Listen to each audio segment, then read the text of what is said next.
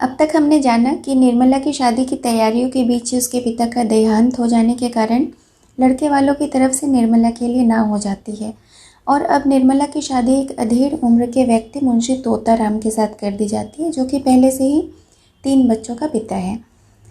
बड़े बेटे मनसाराम और निर्मला की उम्र आसपास होने के कारण मुंशी तोताराम को हमेशा ही एक शंका बनी रहती है और वह नहीं चाहते कि ये दोनों ज़्यादा आपस में बातचीत करें या मिले जुले। इस वजह से वह अपने बड़े बेटे मनसाराम को बोर्डिंग स्कूल में भेज देते हैं।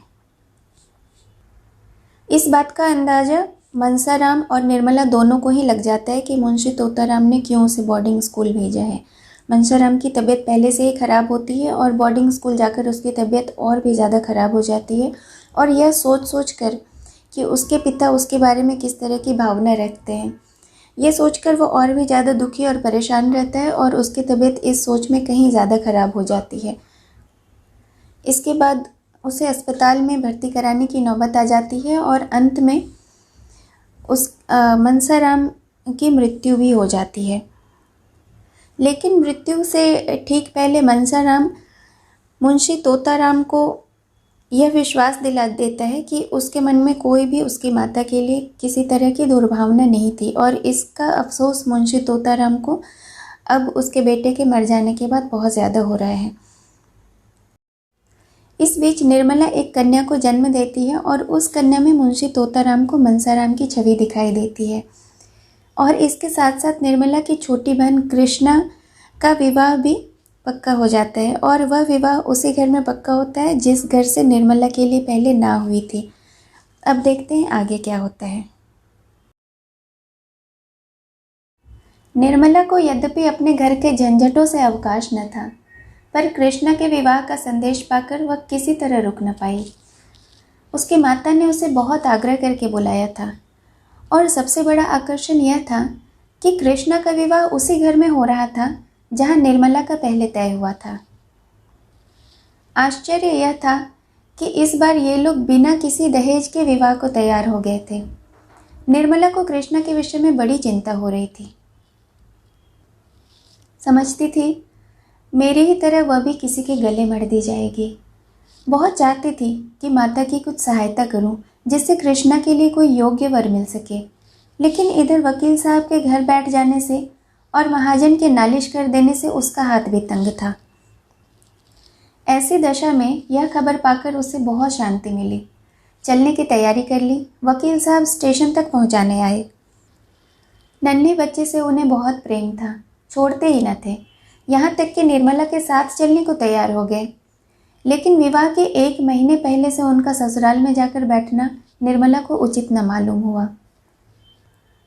निर्मला ने अब तक अपनी माता से अपनी विपत्ति कथा न कही थी। जो बात हो गई उसका रोना रोकर माता को कष्ट देने और रुलाने से क्या फ़ायदा। इसलिए उसकी माता समझती थी निर्मला बड़े आनंद से है। अब जो निर्मला की सूरत देखी तो मानो उसके हृदय पर धक्का सा लग गया। लड़कियां ससुराल से घूल कर नहीं आती, फिर निर्मला जैसी लड़की जिसको सुख की सभी सामग्रियां प्राप्त थी। उसने कितनी लड़कियों को दूज की चांद की भांति ससुराल जाते और पूर्ण चंद्र बनकर आते देखा था। मन में कल्पना कर रही थी निर्मला का रंग निखर गया होगा, देह भरकर सुडौल हो गई होगी, अंग प्रत्यंग की शोभा ही कुछ और हो गई होगी। अब जो उसे देखा तो वह आधी भी न रह गई थी। न यौवन की वह चंचलता थी, न ही वह छवि जो हृदय को मोह ले। वह कमनीयता, सुकुमारता जो विलास में जीवन से आती है, यहाँ उसका नाम भी न था। मुख पे पीला, चेष्टा गिरी हुई। तो माता ने पूछा, क्यों रे, तुझे वहाँ खाने को न मिलता था? इससे तो कहीं अच्छी तू यहीं थी, वहाँ तुझे क्या तकलीफ? कृष्ण ने हंसकर कहा, वहाँ मालकिन थी ना, मालकिन को दुनिया भर की चिंताएं रहती हैं, भोजन कब करे? निर्मला, नहीं अम्मा, वहाँ का पानी मुझे रास नहीं आ रहा, तबीयत भारी भारी सी रहती है। माता, वकील साहब न्योते में आएंगे ना, तब पूछूंगी कि आपने फूल सी लड़की को ले जाकर यह क्या गत बना डाली। अच्छा, अब यह तो बता कि तूने यहाँ रुपये क्यों भेजे? मैंने तो तुझसे कभी न मांगे थे। लाख गई गुजरी हूँ, लेकिन बेटी का धन खाने की नियत नहीं है। निर्मला ने चकित होकर पूछा, किसने रुपए भेजे? अम्मा, मैंने तो नहीं भेजे। माता, झूठ न बोल, तूने 500 के नोट नहीं भेजे थे? कृष्णा, भेजे नहीं थे तो क्या आसमान से आ गए?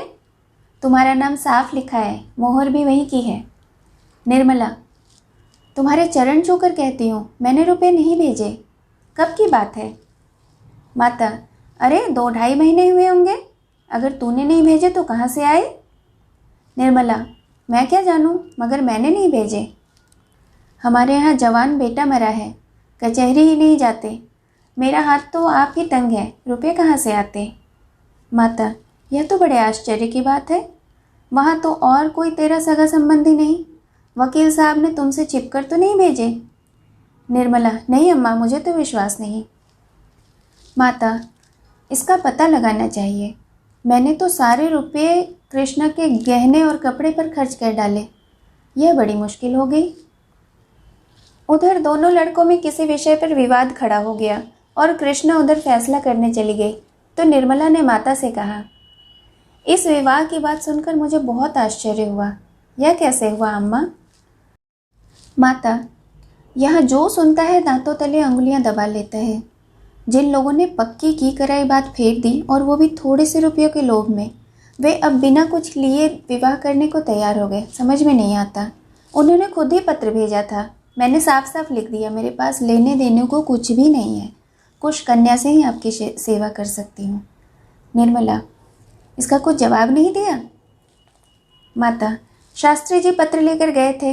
वह तो यही कहते थे कि अब मुंशी जी कुछ लेने देने में इच्छुक नहीं है। अपनी पहली वादा खिलाफी से कुछ लज्जित भी हैं।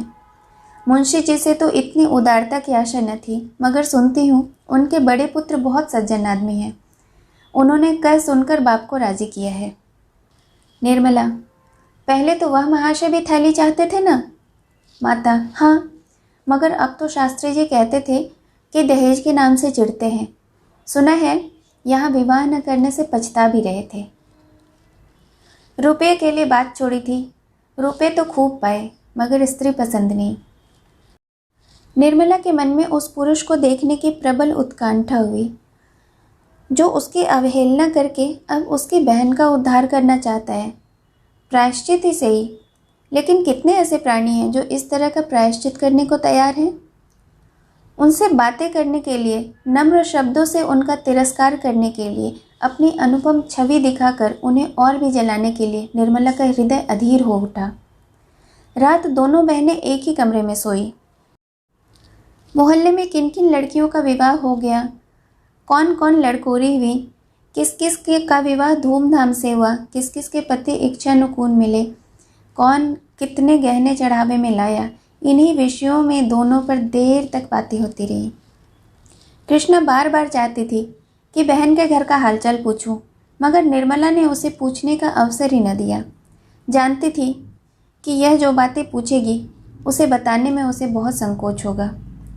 आखिर एक बार कृष्णा पूछ ही बैठी, जिया जी भी आएंगे ना? निर्मला, आने को कहा तो है। कृष्णा, अब तो तुमसे प्रसन्न रहते हैं ना, या अभी वही हाल है?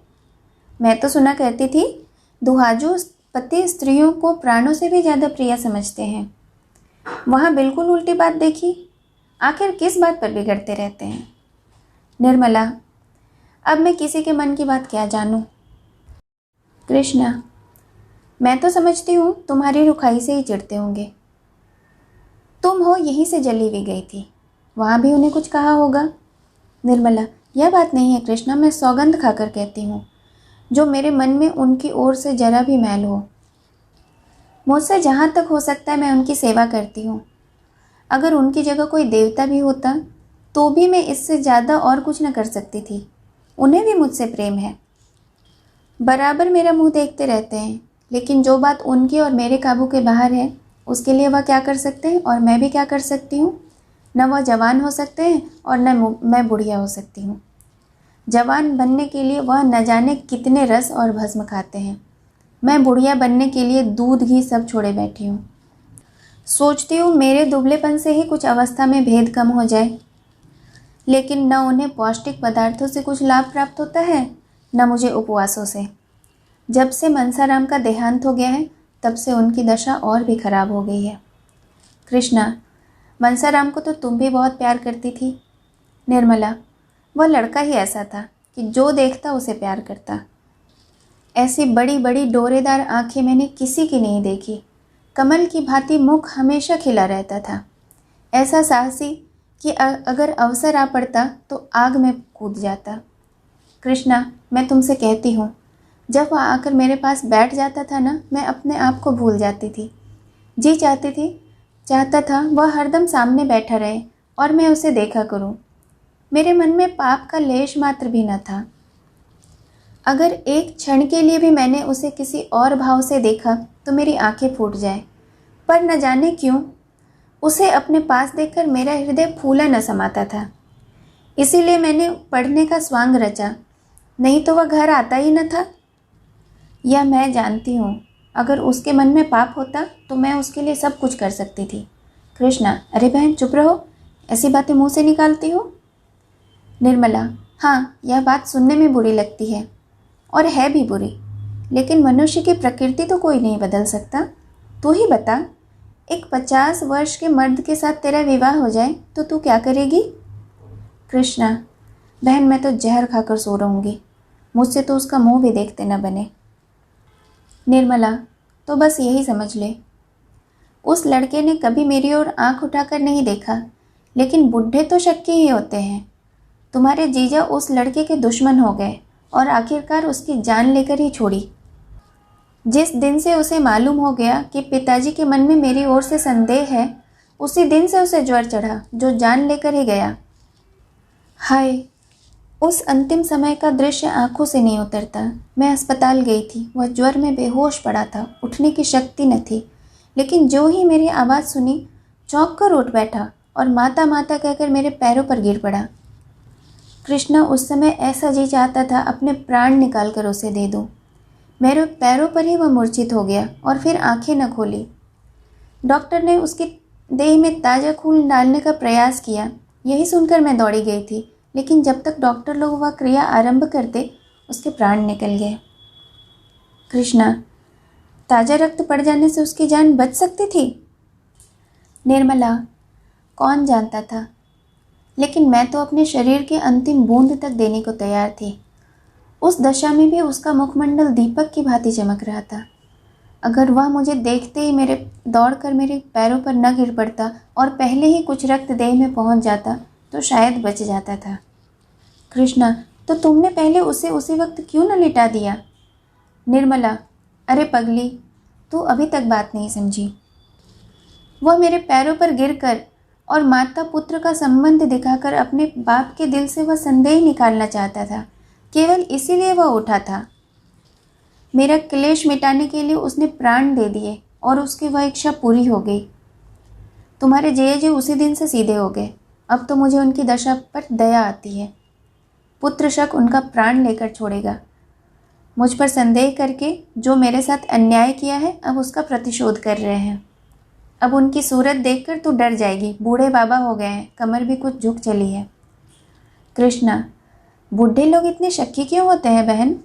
निर्मला, यह जाकर बूढ़ों से पूछो। कृष्णा, मैं समझती हूँ उनके दिल में हरदम एक चोर सा बैठा रहता होगा कि इस युवती को प्रसन्न नहीं रख सकता, इसीलिए जरा जरा सी बात पर उन्हें शक होने लगता है। निर्मला, जानती है तो मुझसे क्यों पूछती है। कृष्णा, इसीलिए बेचारा स्त्री से दबता होगा। देखने वाले समझते होंगे वह बहुत प्रेम करता है।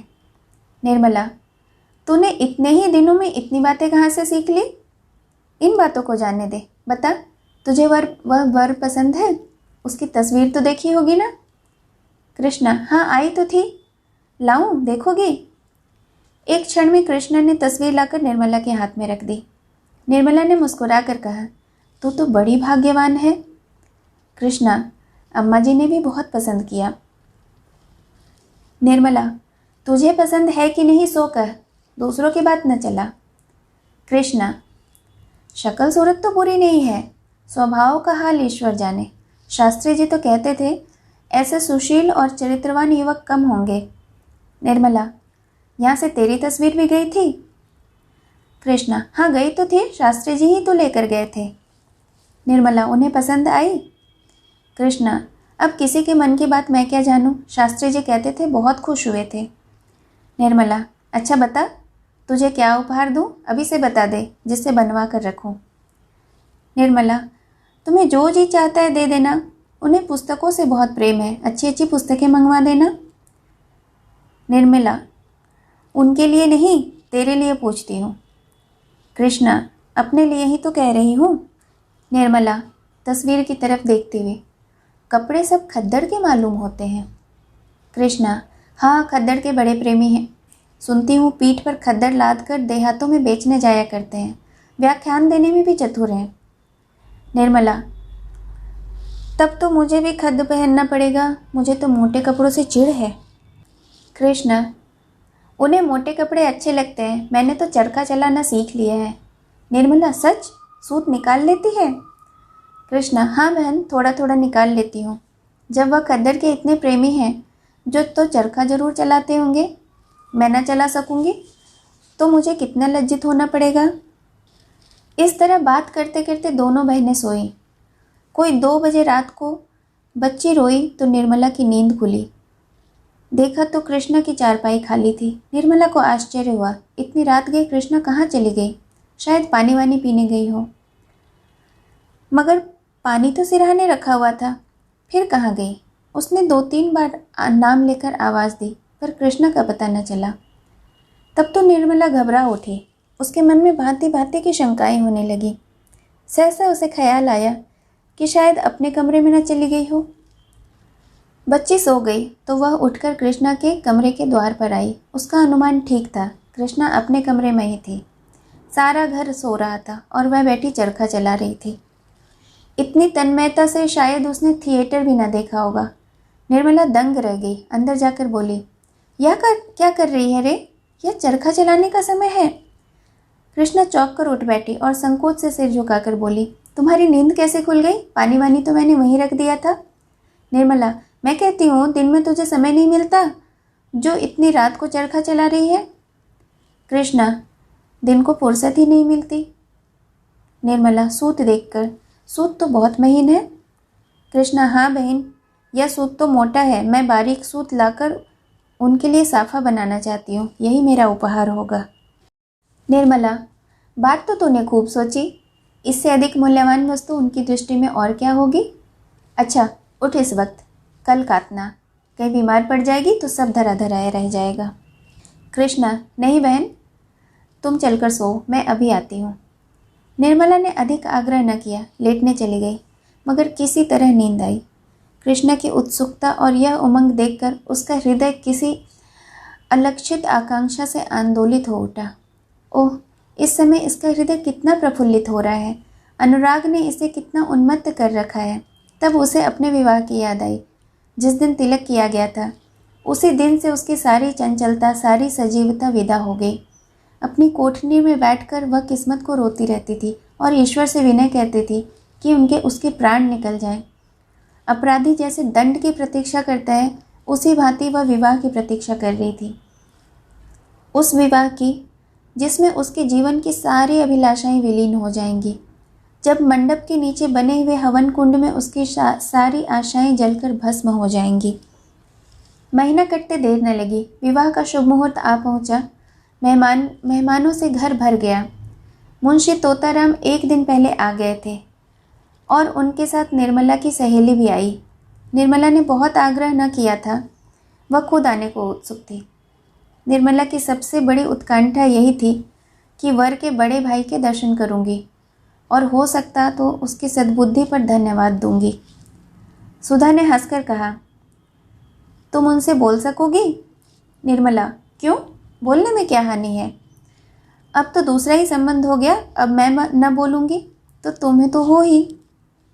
सुधा, न भाई मुझसे या न होगा, मैं पराये मर्द से नहीं बोल सकती, न जाने कैसे आदमी हो। निर्मला, आदमी तो बुरे नहीं हैं, और फिर उनसे कुछ विवाह तो करना नहीं है, जरा बोलने में क्या क्षति है। डॉक्टर साहब यहाँ होते तो मैं तुम्हें आज्ञा दिला देती। सुधा, जो लोग हृदय के उदार होते हैं क्या चरित्र में भी अच्छे होते हैं? पराई स्त्री को घूरने में से तो मर्द को संकोच नहीं होता। निर्मला, अच्छा ना बोलना, मैं ही बातें कर लूँगी। घूर लेंगे जितना उनसे घूरते बनेगा, बस अब तो राजी हुई। इतने में कृष्णा आकर बैठ गई। निर्मला ने मुस्कुराकर कहा, सच बता कृष्णा, तेरा मन इस वक्त क्यों उचाट हो रहा है? कृष्णा, जिया जी बुला रहे हैं, पहले जाकर सुन आओ, पीछे गप्पे लड़ाना, बहुत बिगड़ रहे हैं। निर्मला, क्या है, तूने कुछ पूछा नहीं? कृष्णा, कुछ बीमार से मालूम होते हैं, बहुत दुबले हो गए हैं। निर्मला, तो जरा उनका बैठकर मन बहला देती, यहाँ क्यों दौड़ी चली आई? यह कहो ईश्वर ने कृपा की, नहीं तो ऐसा ही एक पुरुष तुझे भी मिलता। जरा बैठकर बातें कर ले। बूढ़े बातें बड़ी लच्छेदार करते हैं, जवान इतने डिंगियल नहीं होते।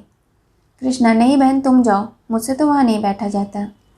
निर्मला चली गई तो सुधा ने कृष्णा से कहा, अब तो बारात आ गई होगी, द्वार पूजा क्यों नहीं होती? कृष्णा, क्या जाने बहन, शास्त्री जी सारा सामान इकट्ठा कर रहे हैं। सुधा, सुना है दूल्हा का भावज बड़े कड़े स्वभाव की स्त्री है। कृष्णा, कैसे मालूम? सुधा, मैंने सुना है, इसीलिए चेताई देती हूँ, 4 बातें गम खाकर रहना होगा। कृष्णा, मेरी झगड़ने की आदत नहीं, जब मेरी तरफ से कोई शिकायत ही न पाएंगी तो क्या अनायास मेरा बिगाड़ लेंगी। सुधा, हाँ सुना तो ऐसा ही है, झूठ मूठ लड़ा करती है। कृष्णा, मैं तो 100 बात की एक बात जानती हूँ, नम्रता पत्थर को भी मोम कर देती है। सहसा शोर मचा, बारात आ रही है। दोनों रमणियां खिड़की के पास आ बैठी। एक क्षण में निर्मला भी आ पहुंची। वर के बड़े भाई को देखने की उसे बड़ी उत्सुकता हो रही थी। सुधा ने कहा, कैसे पता चलेगा बड़े भाई कौन है? निर्मला, शास्त्री जी से पूछूं तो मालूम हो। हाथी पर तो कृष्णा के ससुर महाशय हैं। अच्छा, डॉक्टर साहब यहाँ कैसे आ पहुँचे? वह घोड़े पर क्या कर रहे हैं? सुधा, है तो वही। निर्मला, उन लोगों से मित्रता हो गई, कोई संबंध तो नहीं? सुधा, अब कुछ भेंट हो तो पूछूं, मुझे क्या मालूम। निर्मला, पालकी में जो महाशय बैठे हुए हैं वह तो दूल्हे के भाई जैसे नहीं दिखते। सुधा, बिल्कुल नहीं, मालूम होता है सारी देह में पीछे पेट ही है। निर्मला, दूसरे हाथी पर कौन बैठा है समझ में नहीं आता। सुधा, कोई हो, दूल्हे का भाई नहीं हो सकता, उसकी उम्र नहीं देखी हो, 40 के ऊपर होगी। निर्मला, शास्त्री जी तो इस वक्त द्वार पूजा की फिक्र में है, नहीं तो उनसे पूछती। संयोग से नाई आ गई। संदूकों की कुंजियां निर्मला के पास थी। इस वक्त द्वारचार के लिए कुछ रुपए की जरूरत थी तो माता ने उसे भेजा था। यह नाई भी पंडित मोटेराम जी के साथ तिलक लेकर गया था। निर्मला ने कहा, क्या अभी रुपए चाहिए? नाई, हाँ बहन, चलकर दे दीजिए। निर्मला, अच्छा चलती हूँ, पहले यह तो बता कि दूल्हे के बड़े भाई को पहचानता है? नहीं, पहचानता काहे नहीं, वह क्या सामने है? निर्मला, कहाँ, मैं तो नहीं देखती। नहीं, अरे वह क्या घोड़े पर सवार है, वही तो है। निर्मला ने चकित होकर कहा, क्या कहता है? घोड़े पर दूल्हे का भाई है? पहचानता है या अटकल लगा रहा है? नहीं, अरे बहन जी, क्या इतना भूल जाऊंगा, अभी तो जलपान सामने देकर आया हूँ। निर्मला, अरे यह तो डॉक्टर साहब है, मेरे पड़ोस में रहते हैं। नहीं, हाँ हाँ, वही तो डॉक्टर साहब हैं। निर्मला ने सुधा की ओर देखकर कहा, सुनती हो बहन इसकी बातें? सुधा ने हंसी रोककर कहा, झूठ बोलता है। नहीं, अच्छा साहब, झूठ ही सही, अब बड़ों के मुंह कौन लगे, अभी शास्त्री जी से पूछवा दूंगा तो मान जाइएगा। नाई के आने में देर हुई तो मोटेराम खुद आंगन में आकर शोर मचाने लगे। इस घर की मर्यादा रखना ईश्वर के हाथ में ही है। नाई घंटे भर से आया हुआ है और अभी तक रुपए नहीं मिले। निर्मला, जरा यहाँ चले आइए शास्त्री जी, कितने रुपए की दरकार है, निकाल दूँ? शास्त्री जी भुनभुनाते हुए और जोर जोर से हाँफते हुए ऊपर आए और एक लंबी सांस लेकर बोले, क्या है, यह बातों का समय नहीं है, रुपए निकाल कर जल्दी दो। निर्मला, लीजिए, निकाल तो रही हूँ, अब क्या मुंह के बल पर गिर पड़ूं? पहले यह बताइए कि दूल्हे का बड़ा भाई कौन है? शास्त्री जी, राम राम, इतनी सी बात के लिए मुझे आकाश पर लटका दिया। नाई क्या न पहचानता था? निर्मला, नाई तो कहता है कि वह जो घोड़े पर सवार है वही है। शास्त्री जी, तो फिर किसे बता दे, वही तो है। नाई, घड़ी भर से कह रहा हूँ मगर बहन जी मानती ही नहीं है। निर्मला ने सुधा की ओर स्नेह, ममता, विनोद, कृत्रिम तिरस्कार की दृष्टि से देखकर कहा, अच्छा, तो तुम ही अब तक मेरे साथ यह त्रिया चरित्र खेल रही थी। मैं जानती तो तुम्हें यहाँ नहीं बुलाती। ओफो, बड़ा गहरा पेट है तुम्हारा। तुम महीनों से मेरे साथ शरारत करती आ रही हो और कभी भूल से भी इस विषय में तुम्हारे मुंह से एक शब्द न निकला। मैं तो 2-4 ही दिनों में उबल पड़ती। सुधा, तुम्हें मालूम हो जाता तो तुम मेरे यहाँ आती ही क्यों? निर्मला, गजब रे गजब, मैं डॉक्टर साहब से कई बार बातें कर चुकी हूँ। यह सारा पाप तुम्हारे ऊपर पड़ेगा। देखा कृष्णा, देखा तुमने अपनी जेठानी की शरारत। यह ऐसी मायाविनी है, इनसे डरती रहना। कृष्णा, मैं तो ऐसी देवी के चरण धो धो कर माथे चढ़ाऊंगी। धन्यवाद कि इनके दर्शन हुए। निर्मला, अब समझ गई? रुपये भी तुम्हें किसने भिजवाए होंगे? अब सिर हिलाया तो सच कहती हूँ, मार बैठूंगी। सुधा, अपने घर बुलाकर मेहमान का अपमान नहीं किया जाता। निर्मला, देखो तो अभी कैसी खबर लेती हूँ। मैंने जरा सा तुम्हारा मान रखने को लिख दिया था और तुम सचमुच आ पहुँची। भला वहाँ वाले क्या सोचते होंगे? सुधा, सबसे कहकर आई हूँ। निर्मला, अब तुम्हारे पास कभी ना आऊँगी। इतना तो इशारा कर देती कि डॉक्टर साहब से पर्दा रखना। सुधा, उनके देख लेने से ही कौन सी बुराई हो गई? न देखते तो अपनी किस्मत को कैसे रोते? जानते कि कैसे लोभ में पड़कर कैसी चीज़ खो दी। अब तो तुम्हें देखकर लाला जी हाथ मल कर रह जाते हैं। मुंह से कुछ कह तो नहीं सकते, पर मन में अपनी भूल पर पछताते ज़रूर हैं। निर्मला, अब कभी तुम्हारे घर ना आऊँगी। सुधा, अब पिंड नहीं छूट सकता। मैंने कौन से तुम्हारे घर की राह न देखी है।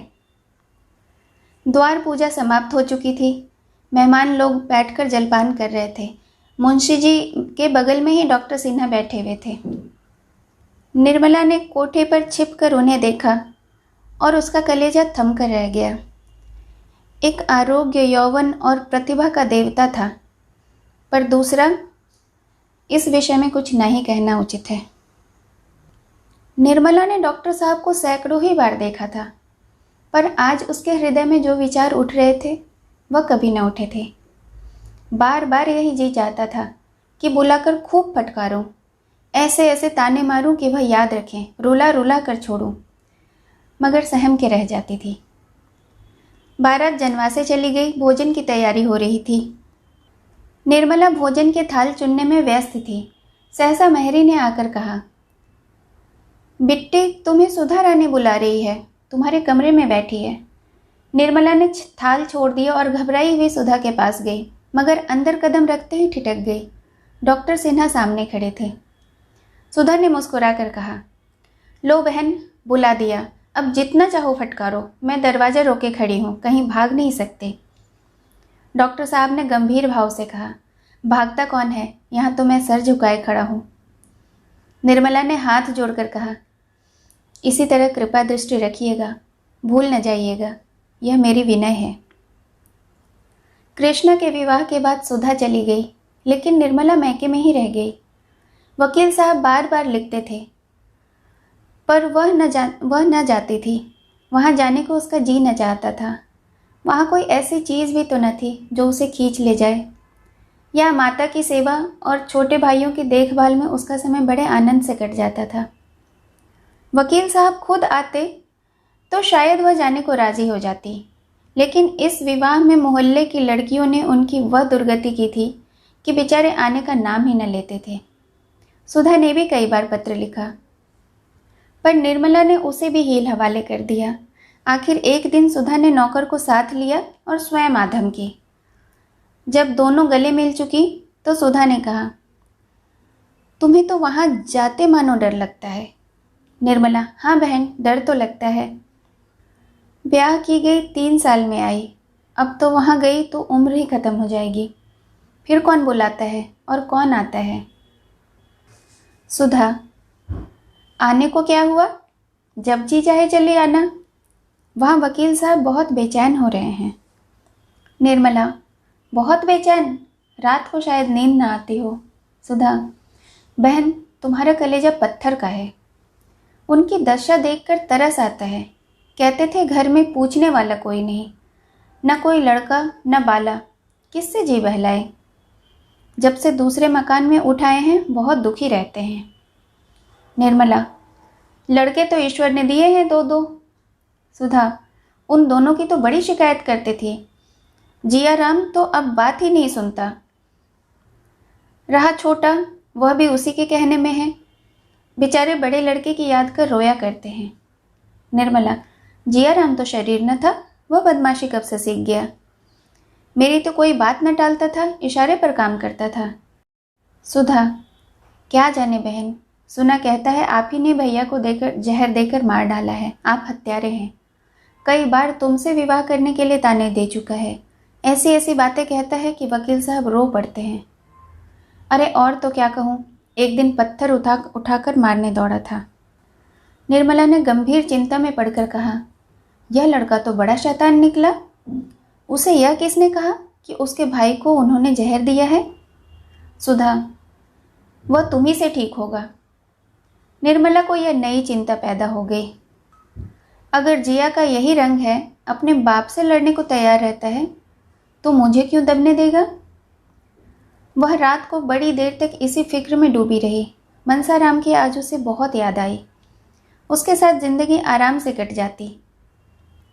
इस लड़के का जब अपने पिता के सामने ही यह हाल है, तो उनके पीछे कैसे निर्वाह होगा। घर हाथ से निकल गया। कुछ न कुछ कर्ज अभी भी सिर पर होगा ही। आमदनी का तो क्या हाल है वह मुझे पता ही है। ईश्वर ही बेड़ा पार लगाएंगे। आज पहली बार निर्मला को बच्चों की फिक्र पैदा हुई।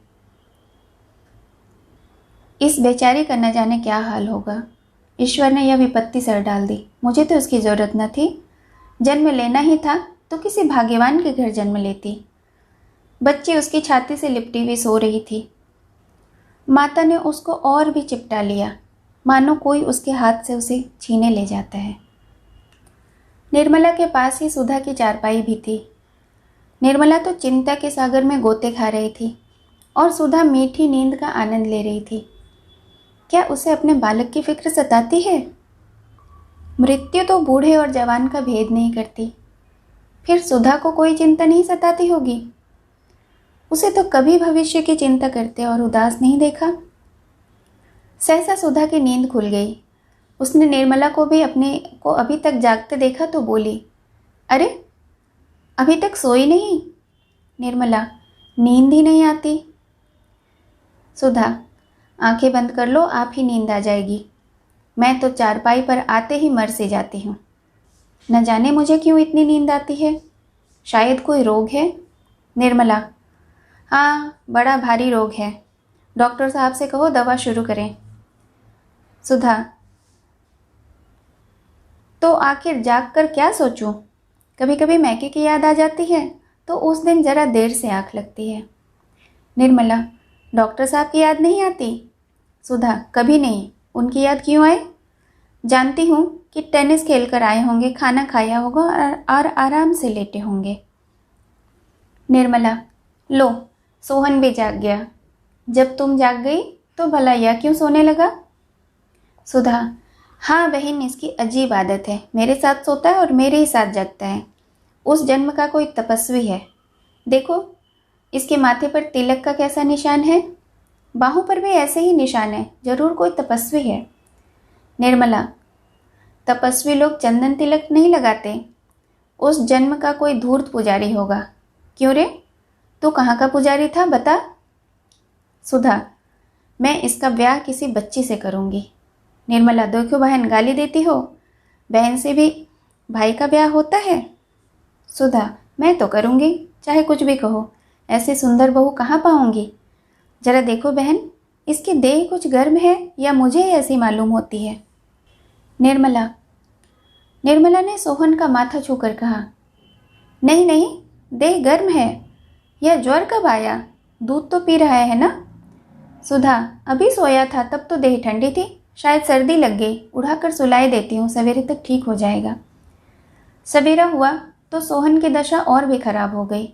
उसकी नाक बहने लगी, बुखार और भी तेज हो गया, आंखें चढ़ गई और सिर झुक गया। न वो हाथ पैर हिलाता था, न हंसता बोलता था, बस चुपचाप पड़ा था। ऐसा मालूम होता था कि उसे इस वक्त किसी से भी बोलना अच्छा नहीं लगता। कुछ कुछ खांसी भी आने लगी थी। अब तो सुधा घबराई। निर्मला की भी राय हुई कि डॉक्टर साहब को बुलाया जाए, लेकिन उसकी बूढ़ी माता ने कहा, डॉक्टर हकीम साहब का यहाँ कुछ काम नहीं, साफ तो देख रही हूँ बच्चे को नज़र लग गई है, भला डॉक्टर आकर क्या करेंगे। सुधा, अम्मा जी भला यहाँ कौन नज़र लगाएगा, अभी तक तो बाहर भी नहीं गया। माता, नज़र कोई नहीं लगाता बेटी, किसी किसी आदमी की दीख बुरी होती है, आप ही लग जाती है। कभी कभी माँ बाप तक की नज़र लग जाती है। जब से आया है एक बार भी नहीं रोया। चोंचले बच्चों की यही गति होती है। मैंने इसे हुमकते देखा तभी डरी थी, कुछ न कुछ अनिष्ट होने वाला है। आंखें नहीं देखती कितनी चढ़ गई है, यही नज़र की सबसे बड़ी पहचान है। बुढ़िया मेहरी और पड़ोस की पंडिताइन ने भी इस कथन का अनुमोदन किया।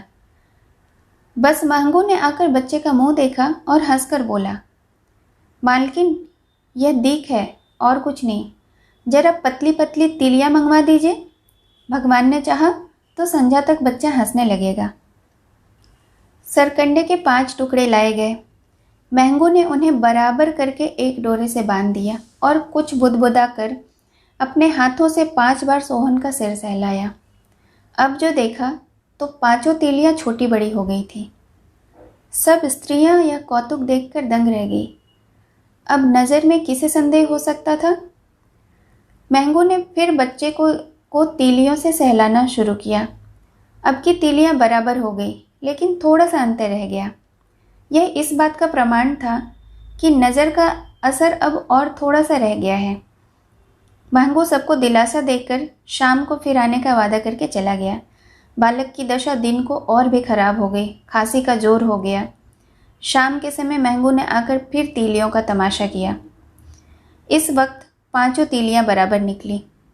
स्त्रियां निश्चिंत हो गईं, लेकिन सोहन की सारी रात खांसते गुजरी। यहाँ तक कि कई बार उसकी आंखें उलट गईं। सुधा और निर्मला दोनों ने बैठकर सवेरा किया। खैर रात कुशल से गुजर गई। अब वृद्धा माता नया रंग लाई। महंगू नज़र न उतार सका, इसीलिए अब की किसी मौलवी से फूंक डलवाना ज़रूरी हो गया। सुधा फिर भी अपने पति को सूचना न दे सकी। मेहरी सोहन को एक चादर में लपेटकर एक मस्जिद में ले गई और फूंक डलवा लाई। शाम को भी फूंक जोड़ी, पर सोहन ने सिर न उठाया। रात आ गई। सुधा ने मन में निश्चय कर लिया कि रात कुशल से बीतेगी तो प्रातः पति को तार दूंगी। लेकिन रात कुशल से न बीतने पाई। आधी रात जाते जाते बच्चा हाथ से निकल गया। सुधा की जीन संपत्ति देखते देखते उसके हाथों से छिन गई। वही जिसके विवाह का 2 दिन पहले विनोद हो रहा था, आज सारे घर को रुला रहा है। उसकी भोली भाली सूरत देखकर माता की छाती फूल उठती थी। उसी को देखकर आज माता की छाती फटी जा रही है। सारा घर सुधा को समझाता था, पर उसके आंसू न थमते थे, सब्र न होता था। सबसे बड़ा दुख इस बात का था कि पति को क्या मुंह दिखलाऊंगी। उन्हें खबर तक न दी। रात ही को तार दे दिया गया और दूसरे दिन डॉक्टर सिन्हा 9 बजते बजते मोटर पर आ पहुंचे। सुधा ने उनके आने की खबर पाई तो और भी फूट फूट कर रोने लगी। बालक की जल क्रिया हुई। डॉक्टर साहब कई बार अंदर आए, किंतु सुधा उनके पास न गई। उनके सामने कैसे जाए, कौन सा मुख दिखाए। उसने अपनी नादानी से उसके जीवन का रत्न छीन कर दरिया में डाल दिया। अब उनके पास जाते उसकी छाती के टुकड़े टुकड़े हुए जाते थे। बालक को उसकी गोद में देखकर पति की आंखें चमक उठती थीं।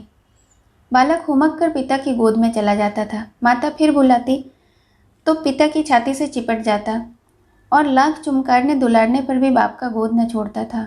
तब माँ कहती थी, बड़ा मतलबी है, आज वह किसके गोद में लेकर पति के पास जाएगी। उसकी सूनी गोद देखकर कहीं वह चिल्लाकर रो न पड़े। पति के सम्मुख जाने की अपेक्षा उसे मर जाना कहीं अधिक आसान जान पड़ता था। वह एक क्षण के लिए भी निर्मला को न छोड़ती थी कि कहीं उसका पति से सामना न हो जाए। निर्मला ने कहा, बहन जो होना था वह हो चुका, अब उनसे कब तक भागती फिरोगी? रात को वो चले जाएंगे, अम्मा कहती थी।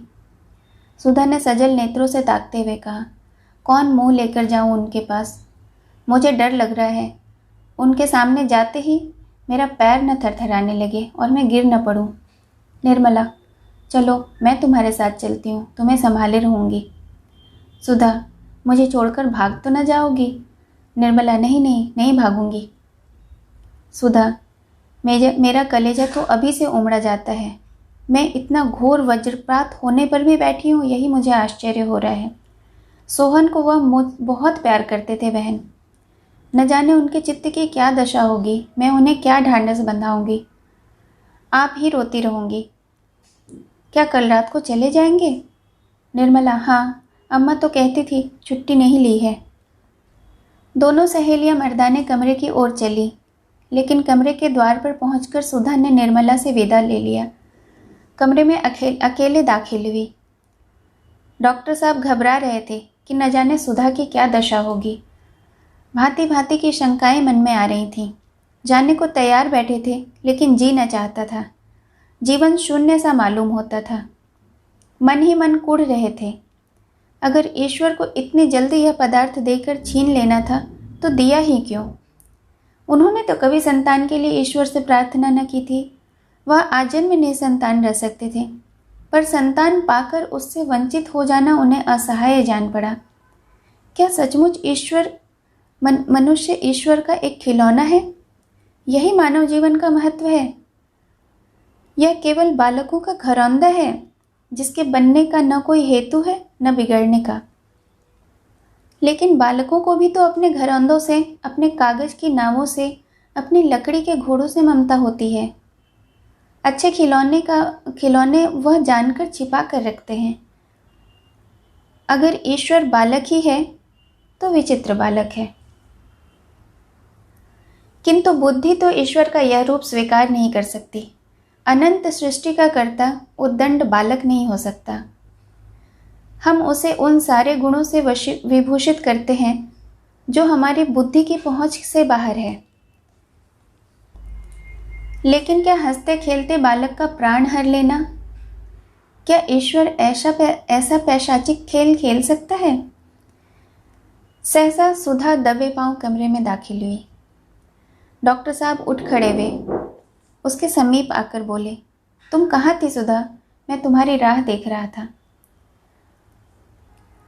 सुधा के आंखों में कमरा तैरता हुआ जान पड़ा। पति की गर्दन में हाथ डालकर उसने उनकी छाती पर सर रख दिया और रोने लगी। इस अश्रु प्रवाह में उसे असीम धैर्य और सांत्वना का अनुभव हो रहा था। पति के वक्षस्थल से लिपटी हुई वह अपने हृदय में एक विचित्र स्फूर्ति और बल का संचार होते हुए पाती थी, मानो पवन से थरथराता हुआ दीपक आंचल की आड़ में आ गया हो। डॉक्टर साहब ने रमणी के अश्रु सिंचित कपोलों को दोनों हाथों में लेकर कहा, सुधा, तुम इतना छोटा दिल क्यों करती हो? सोहन अपने जीवन में जो कुछ करने आया था वह कर चुका, फिर वह क्यों बैठा रहता? जैसे कोई वृक्ष जल और प्रकाश से बढ़ता है, लेकिन पवन के प्रबल झोंकों से उतने ही सुदृढ़ होता है, उसी भांति प्रणय भी दुख के आघातों से ही विकसित हो पाता है। खुशी के साथ हंसने बोलने वाले तो बहुतेरे मिल जाते हैं, लेकिन रंज में जो रोए वही हमारा सच्चा मित्र है। जिन प्रेमियों को साथ रोना नसीब नहीं हुआ वे मोहब्बत के मजे क्या जाने? सोहन की मृत्यु ने आज हमारे द्वेष को बिल्कुल मिटा दिया। आज ही हमने एक दूसरे का सच्चा स्वरूप देखा है। सुधा ने सिसकते हुए कहा, मैं नज़र के धोखे में थी। हाय, तुम उसका मुंह भी न देखने पाए। न जाने इन दिनों में उसे इतनी समझ कहाँ से आ गई थी। जब भी मुझे रोते देखता तो अपना कष्ट भूलकर मुस्कुरा देता था। तीसरे ही दिन मेरे लाडले की आंख बंद हो गई। कुछ दवा दर्पण भी न करने पाई। यह कहते कहते सुधा के आंसू फिर उमड़ आए। डॉक्टर सिन्हा ने उसे सीने से लगाकर करुणा से कांपती हुई आवाज में कहा, प्रिय, आज तक कोई ऐसा बालक या वृद्ध न मरा होगा जिससे घर वालों की दवा दर्पण की लालसा पूरी हो गई हो। सुधा, निर्मला ने मेरी बहुत मदद की। मैं तो एक झपकी भी न लेती थी। वह भी रात रात भर टहलती और बैठी रहती थी। उसके एहसान मैं कभी नहीं भूल पाऊंगी। क्या तुम आज ही जा रहे हो? डॉक्टर: हाँ, छुट्टी लेने का मौका न मिला। सिविल सर्जन शिकार खेलने गया हुआ था। सुधा: यह सब हमेशा शिकार ही खेला करते हैं? डॉक्टर: राजाओं को और काम ही क्या। सुधा: मैं तो आज न जाने दूंगी। डॉक्टर: जी तो मेरा भी नहीं चाहता। सुधा: तो मत जाओ, तार दे दो। मैं भी तुम्हारे साथ चलूंगी, निर्मला को भी लेती चलूंगी। सुधा वहां से लौटी तो उसका हृदय का बोझ बहुत हल्का हो गया था। पति की प्रेमपूर्ण कोमल वाणी ने उसके सारे शोक और संताप को हर लिया था। प्रेम में असीम विश्वास है, असीम धैर्य है और असीम बल है। जब हमारे ऊपर कोई भी बड़ी विपत्ति आती है तो उससे हमें केवल दुख ही नहीं होता, हमें दूसरों के ताने भी सहने पड़ते हैं। जनता को हमारे ऊपर टिप्पणियां करने का सुअवसर मिल जाता है, जिसके लिए वह हमेशा बेचैन रहता है। मनसाराम क्या मरा?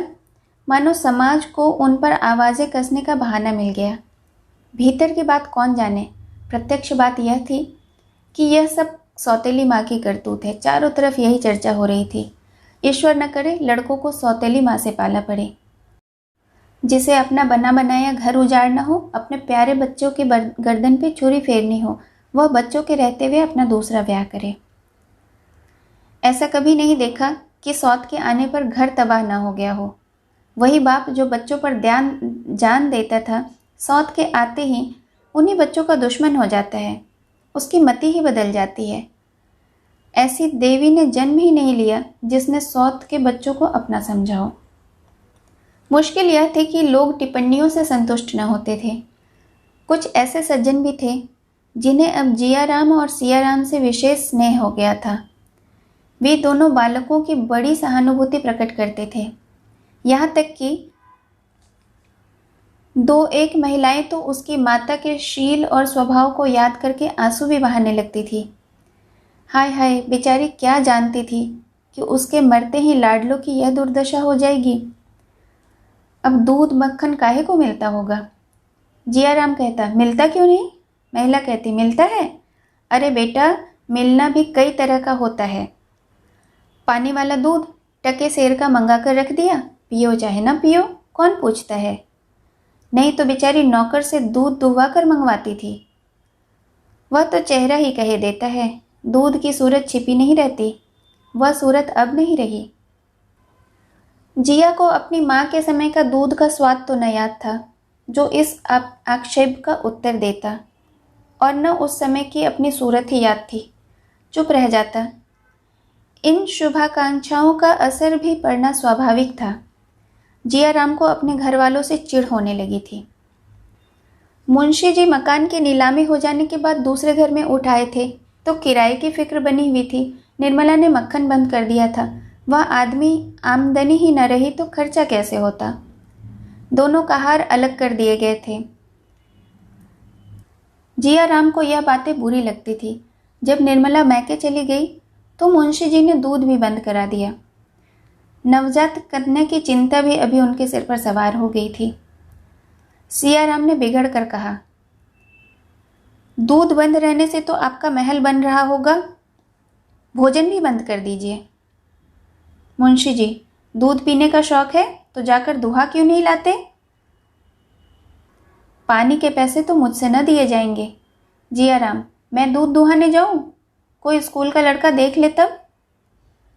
मुंशी जी, तब कुछ नहीं, कह देना मेरे लिए दूध लिए जाता हूँ। दूध लाना कोई चोरी थोड़ी ही है। जियाराम, चोरी तो नहीं है, लेकिन आपको ही कोई दूध लाते देख ले तो आपको शर्म ना आएगी? मुंशी जी, बिल्कुल नहीं, मैंने तो इन्हीं हाथों से पानी खींचा है, अनाज की गठरियाँ ढोई हैं। मेरे बाप लखपति नहीं थे। जियाराम, मेरे बाप तो गरीब नहीं, मैं क्यों दूध दूहने जाऊं? आखिर आपने कहारों को क्यों हटा दिया? मुंशीराम, क्या तुम्हें इतना भी नहीं सोचता? मेरी आमदनी अब पहले सी नहीं रही, इतने नादान भी तो नहीं हो तुम। जियाराम, आखिर आपकी आमदनी क्यों कम हो गई?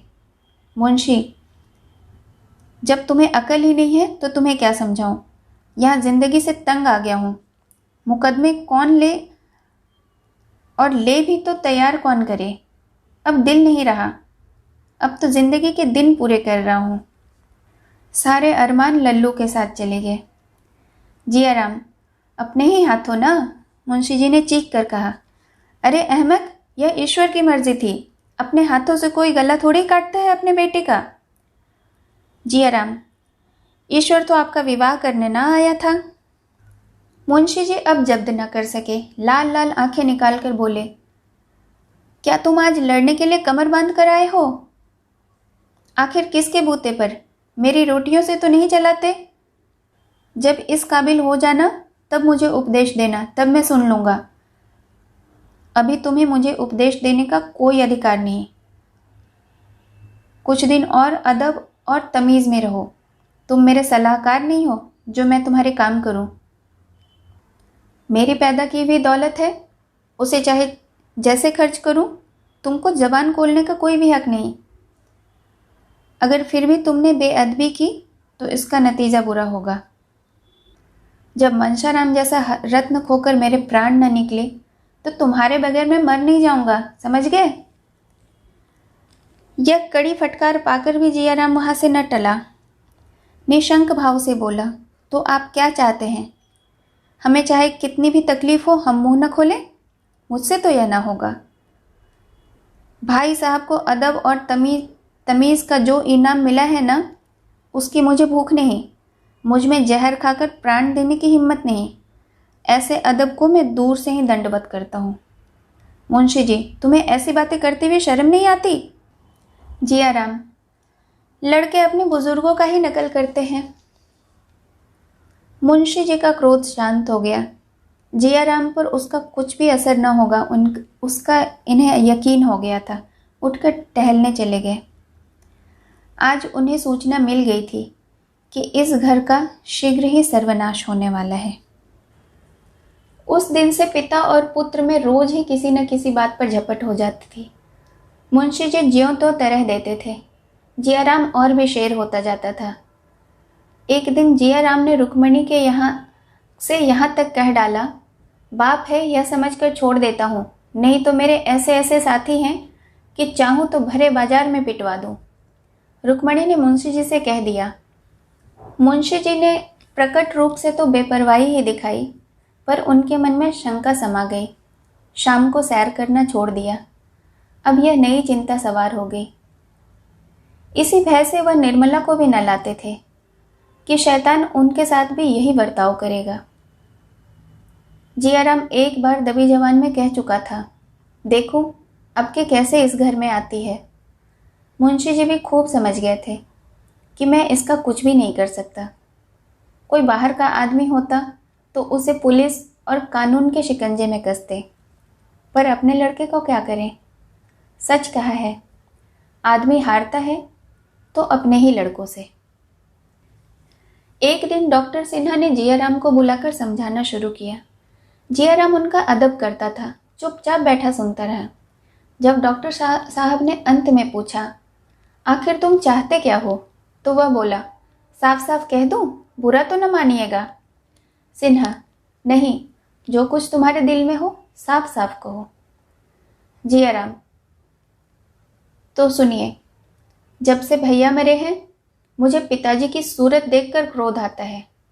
मुझे ऐसा मालूम होता है कि इन्हीं ने भैया की हत्या की है और एक दिन मौका पाकर हम दोनों भाइयों की भी हत्या कर देंगे। अगर उनकी यह इच्छा न होती तो वह ब्याह ही क्यों करते? डॉक्टर साहब ने बड़ी मुश्किल से अपनी हंसी रोककर कहा, तुम्हारी हत्या करने के लिए उन्हें ब्याह करने की क्या जरूरत थी? यह बात मेरी समझ में नहीं आई। बिना विवाह किए भी तो वह हत्या कर सकते थे। जियाराम, कभी नहीं। उस वक्त तो उनका दिल ही कुछ और था। वह हम लोगों पर जान देते थे, अब मुंह देखना नहीं चाहते। उनकी यही इच्छा है कि उन दोनों प्राणियों के सिवा घर में और कोई न रहे। हमें रास्ते से हटा देना चाहते हैं। यही उन दोनों आदमियों की दिली मंशा है। हमें तरह तरह की तकलीफ़ें देकर भगा देना चाहते हैं। इसीलिए आजकल मुकदमे नहीं जाते। हम दोनों भाई आज मर जाएं तो देखिए फिर कैसी बहार होती है। डॉक्टर, अगर तुम्हें भगाना ही होता तो कोई इल्ज़ाम लगाकर घर से निकाल देते। जियाराम, इसके लिए तो मैं पहले से ही तैयार बैठा हूँ। डॉक्टर, सुनो, क्या तैयारी कर रखी है? जियाराम, जब मौका आएगा देख लीजिएगा। यह कहकर जियाराम चला गया। डॉक्टर साहब ने बहुत पुकारा पर फिर भी उसने मुड़कर नहीं देखा। कई दिन के बाद डॉक्टर साहब की जियाराम से फिर से मुलाकात हो गई। डॉक्टर साहब सिनेमा प्रेमी थे और जियाराम की तो जान ही सिनेमा में बसती थी। डॉक्टर साहब ने सिनेमा की आलोचना करके जियाराम को बातों में लगा दिया और अपने घर ले आए। भोजन का समय हो गया था। दोनों साथ ही भोजन करने बैठे। जियाराम को वहाँ का भोजन बहुत स्वादिष्ट लगा। बोले, मेरे यहाँ तो जब से महाराज अलग हुआ है खाने का मज़ा ही जाता रहा है। बुआ जी पक्का वैष्णवी भोजन बनाती हैं, ज़बरदस्ती खा लेता हूँ, पर खाने की तरफ ताकने का जी भी नहीं चाहता। डॉक्टर साहब, मेरे यहाँ तो जब घर में खाना पकता है तो इससे कहीं स्वादिष्ट होता है। तुम्हारी बुआ जी प्याज लहसुन न छूती होंगी। जियाराम, हाँ साहब, उबाल कर रख देती हैं। लाला जी को तो इसकी परवाह ही नहीं कि कोई खाता है या नहीं खाता, इसीलिए तो महाराज को अलग कर दिया। अगर रुपए नहीं होंगे तो गहने कहाँ से बनेंगे? डॉक्टर साहब, यह बात नहीं है जियाराम, उनकी आमदनी सचमुच बहुत कम हो गई है। तुम उन्हें बहुत दिक्कत करते हो। जियाराम हंसकर, मैं उन्हें दिक्कत करता हूँ? मुझसे कसम ले लीजिए जो कभी मैं उनसे कुछ बोलता भी हूँ। मुझे बदनाम करने का उन्होंने बीड़ा उठा लिया है। बेवजह मेरे पीछे पड़े रहते हैं, यहाँ तक कि मेरे दोस्तों से भी उन्हें चिढ़ है। अब आप ही सोचिए, दोस्तों के बगैर कोई जिंदा रह सकता है? मैं कोई लुच्चा नहीं हूँ कि लुच्चों की सोबत में रहूँ, मगर आप दोस्तों के पीछे मुझे रोज सताया करते हैं। कल तो मैंने साफ कर दिया, मेरे दोस्त घर आएंगे, किसी को अच्छा लगे या बुरा, कोई भी हो, हर वक्त वह धौंस नहीं सह सकता। डॉक्टर साहब, मुझे तो भाई उन पर बड़ी दया आती है। यह ज़माना उनके आराम करने का था। एक तो बुढ़ापा, ऊपर से जवान बेटे का शोक, स्वास्थ्य भी अच्छा नहीं रहा। ऐसा आदमी क्या कर सकता है? वह जो थोड़ा बहुत करते हैं वही बहुत है। तुम अभी और कुछ नहीं कर सकते तो कम से कम अपने आचरण से तो उन्हें प्रसन्न रख सकते हो। बूढ़ों को प्रसन्न करना कोई बहुत कठिन काम नहीं है। यकीन मानो, तुम्हारा हंसकर बोलना ही उन्हें खुश करने के लिए काफ़ी है। इतना पूछने में तुम्हारा क्या हो जाता है कि बाबूजी आपकी तबीयत कैसी है? वह तुम्हारी यह उद्दंडता देखकर मन ही मन कुढ़ते रहते हैं। मैं तुमसे सच कहता हूँ, कई बार रो चुके हैं।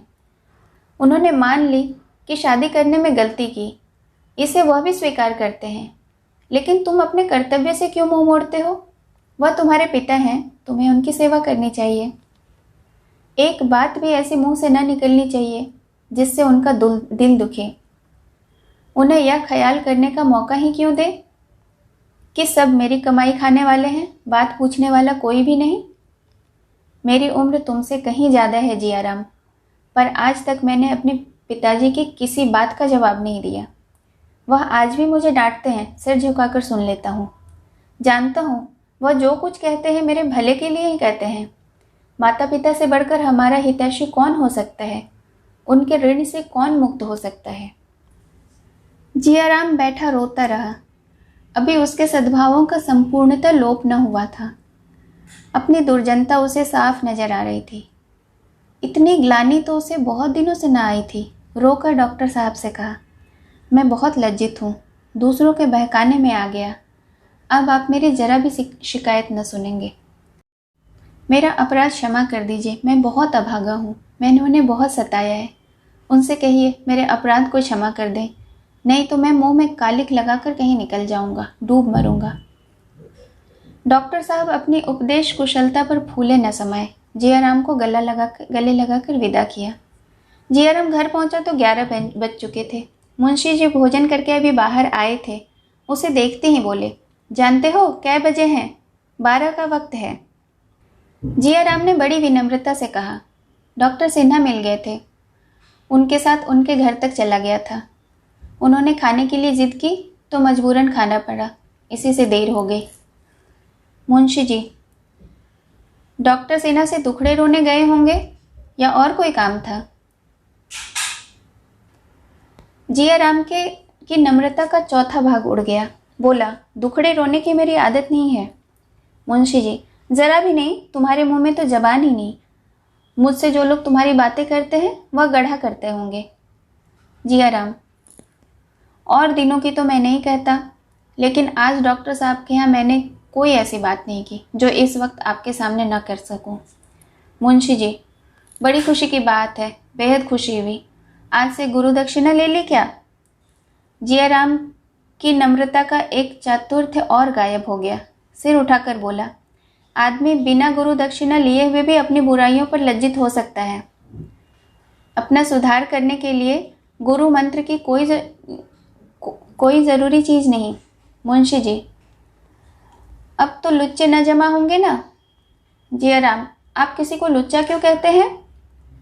जब तक आपके पास ऐसा कहने के लिए कोई प्रमाण नहीं है, आप किसी को लुच्चा नहीं कह सकते। मुंशी जी, तुम्हारे सब दोस्त तो लुच्चे लफंगे हैं, एक भी भला आदमी नहीं।